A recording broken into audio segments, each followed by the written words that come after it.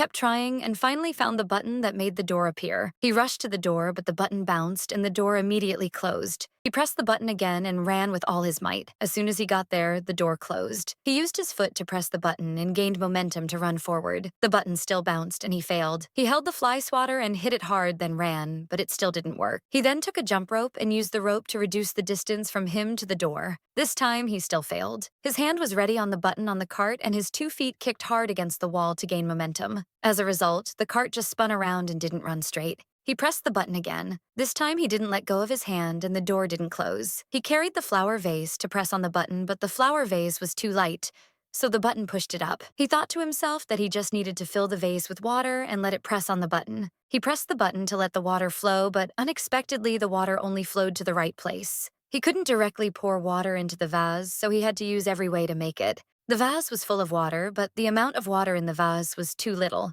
He thought of a new way to fill the jar with sushi. He kept pressing until the jar was full. The jar was so heavy that he couldn't lift it. He reached inside to get some sushi out, but couldn't. He used chopsticks to pick up each piece out, but he forgot which button opened the door, so he had to try one by one. The black man appeared and coincidentally kicked the jar, causing it to break immediately. He was both frustrated and desperate. He shouted again, picked up the pieces of sushi and put them on the button. The door opened again. He hurriedly took more sushi and put them on top, but the sushi couldn't press the button down and the button bounced back. He took tape to cover the button and stood there watching for a while.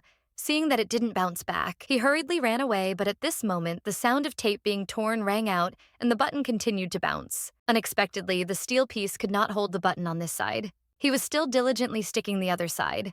The button had been pushed up with tape, and when it reached the door also collapsed. His butt was hit by the door. He cried out in despair and gave up the idea of escaping.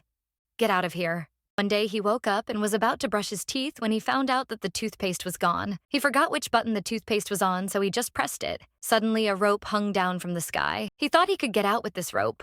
This guy in pajamas was stuck in the room. At that moment, a rope appeared, giving him hope again. He pressed the button, grabbed the rope, then used his foot to kick the door open button. He swung to the other side. Finally, he arrived before the door fell. He was extremely happy, but at this moment he saw another door that was locked and could not be opened. He was hit by the door again. He angrily used his foot to kick the wall.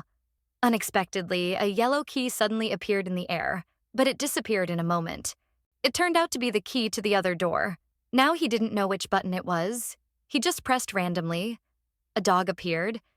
It was so fierce, he was so scared that he almost peed his pants. He tried again. This time he guessed correctly. The key spun in the air and disappeared so he wouldn't mistake the button. He prepared to find something to mark it.